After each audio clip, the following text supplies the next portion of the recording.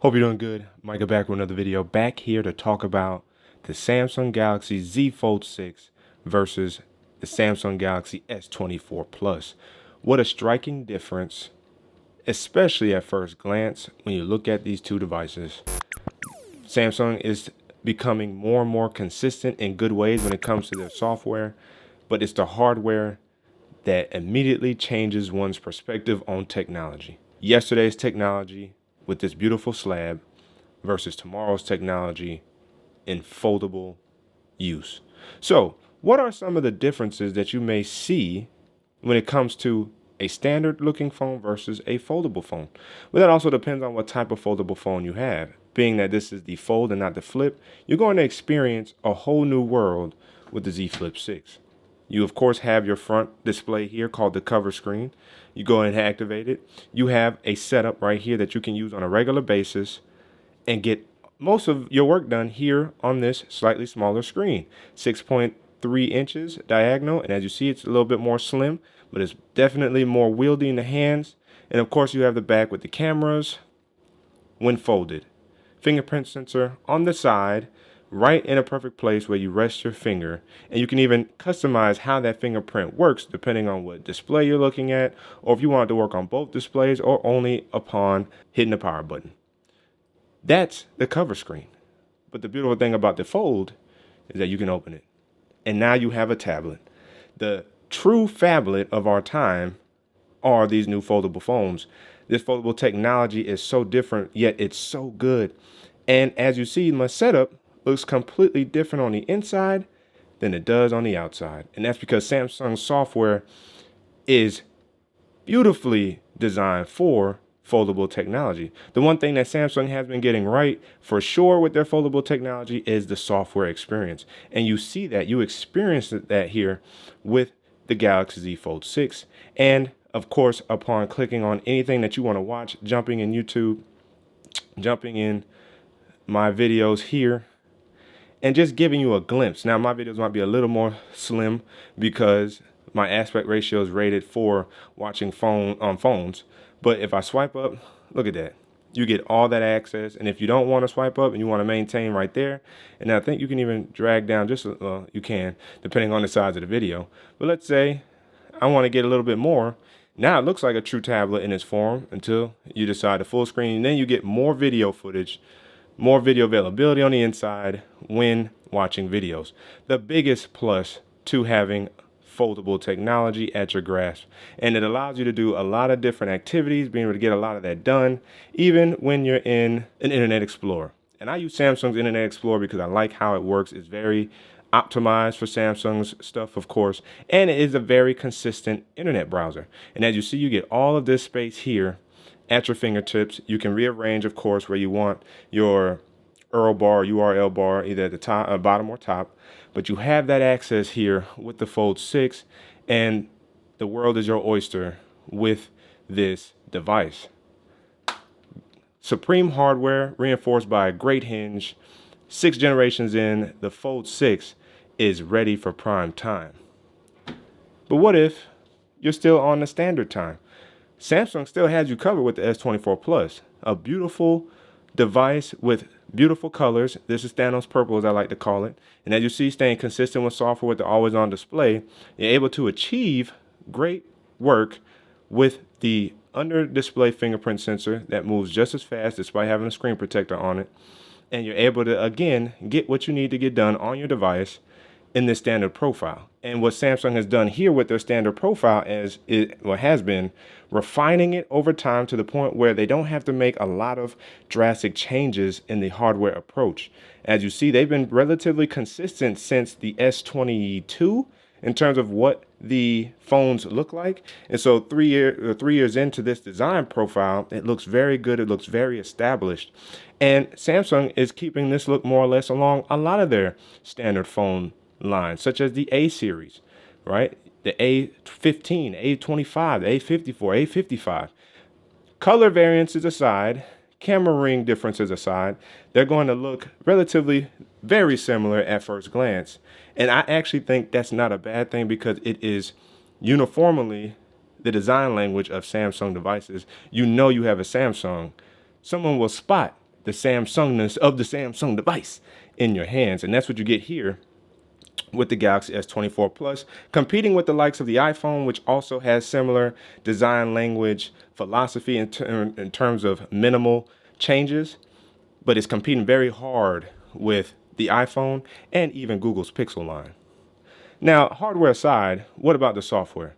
Well, of course, the software is going to be again standard, but if you jump into settings, you will see the amount of settings you have, whether it's in display. Look at that. All those settings there. You have battery optimization settings right within the software. You have wallpaper and style, where you can come in here and change your wallpaper, and you have several different options within the software. You have your lock screen and always on display. The amount of changes you can make here. You have your security and privacy, being able to centralize certain aspects of your device to make sure your device is clean and that it's running as it's supposed to be. You can even access your biometrics here, change that around as well, even change if you want the transition effect. Things that can make your phone more for you, Samsung provides in the software, and you experience that here even with advanced settings, with Bixby, smart suggestions, the labs, which is really just about multi-window use and dark mode. Then you have your side button, the fact that you can customize all of that. You have that here, motions and gestures. Samsung packs so much into this device via their software, and I can confidently say Samsung software is arguably the best form of Android that we could ever have in 2024. And that's the software experience you get. And software update wise, Samsung has been more consistent, more steady with their software rollouts that keeps our phones solid and secure, being able to have access to many different features that are both for the S24 Plus as well as the Z Fold 6, but also Fold 6 specific. And upon opening, you guys can see right hand in here, if you jump into settings, you have settings that are specific to the Fold, meaning the software is designed in mind for the Fold. And so upon coming in here, as you guys can see in display, you have all kinds of options right here, full screen apps, timeout, the taskbar, which is very specific to the Fold 6. If I press and hold, there we go. As you guys can see right there, if I press and hold, it will reveal the taskbar. If I don't need it, press and hold and it's gone. That is very foldable specific, and that's because Samsung thought about that when it comes to the software experience of the Fold 6. So much so that if we actually come into Good Lock, Samsung's other software method to provide additional customization and personality to your device, if you come in here, you will notice and see the amount of features and options that you have, not just for your Fold 6, but for the S24 Plus as well. And that's the beautiful aspect about Samsung, is that Samsung thinks about you in mind. They think about me in mind. And that is through the software experience, being able to make the phone yours how you see fit. And so I think that's very, very good to see from Samsung, from developers now really trying to appreciate the Android experience, something that should still grow in time, of course. But I think that software will only improve on here. They just need to be a little bit more consistent in much more smaller, nuanced ways, such as swiping down, right? So I can swipe down from either side to access notifications versus my quick settings. But what if I could swipe down like on a Google Pixel and utilizing the folded display?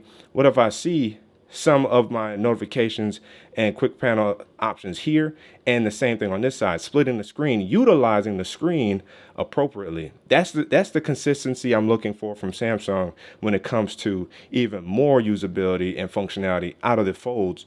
And I hope that's something that we can see with One UI 7 going forward. With that being said, do you sacrifice battery life on a device like this versus a device like this? You see the profile's a lot smaller in terms of this, despite being open more. But do you lose battery life in that way? Well, from a numbers game, you definitely do. You're looking at about what, 4,900 to 5,000 milliamp hours on the S24 Plus versus the 4,400 milliamp battery in the Z Fold 6. However, where you notice more consistency among battery life, in my opinion, in my use, is the fact that because the cover screen is smaller, you don't also use that much battery life in comparison to this larger display. And so that alone kind of makes up for the battery. Now, if you end up using and opening the phone and you're using the inside display more often, then that's where you'll see a battery dip. And yes, the battery life will not be as good on the Z Fold 6 as opposed to the Samsung Galaxy S24 Plus. This phone I can easily get over a day, maybe even a day and a half. On a very good day, 2 days. This phone I can get just through a day, which again, for the size, the form factor of the Z Fold 6, that's not a bad thing at all. It's not a bad thing at all. Getting a day out of phones now, it has become more of a standard process, and that's really good because phones barely could last 12 hours, and now they're lasting 24-ish, and that's really good to see that battery technology and software optimization has improved for our phones. And so overall, when it comes to call quality, speakers, they all do well. In my personal opinion, I think the call quality and the speakers are better on the Z Fold 6 than the Galaxy S24 Plus, but that's my personal units maybe, but I definitely find the experience to be better with the Z Fold 6 over my S24 Plus. And again, using them, I've been trying to train myself to pick this phone up all day and not really try to use this phone as much, just so I can really prep myself and really create the habit of only using this phone. I cannot rely on anything else because I want that full unblemished experience using the Galaxy Z Fold 6 versus the Galaxy S24 Plus. And so overall, what's my recommendation? Should you even upgrade from a standard phone to a foldable? I say yes, especially if you can afford it. It's definitely a risk if you don't or can't afford it because you're looking at essentially cashing out, $2,000 for a device as premium as this. But you also can't help but appreciate once you have it in hand, the difference, the scope, the dreaming, the innovation that our tech companies have for us now when it comes to technology. When you finally get a fold or even a flip for that matter, and you finally unfold it, this is where your imagination could take you. The Galaxy Z Fold 6. So I'd say this is definitely worth the upgrade over the S24 Plus or a standard looking phone because the possibilities are essentially endless with this form factor. So those are my thoughts on the Galaxy Z Fold 6 versus the S24 Plus. Both phenomenal devices. Samsung is almost king of hardware, but it's up to you. Which one do you guys like? Do you like them both? Or do you like one over the other? The comment section is open for discussion. But again, as always, if you guys haven't already, make sure you hit the like button, subscribe to the channel, hit that notification bell. It's all free. That way it's a video so you and I can sit back, check, see what's cracking. And don't forget to hit that super thanks button down there by the like and dislike button, Cash App and PayPal, and check the channel out for all the videos available to you. That's way to keep tech fresh and alive on this channel. It's your man Micah signing out. Until the next video. Wait for it.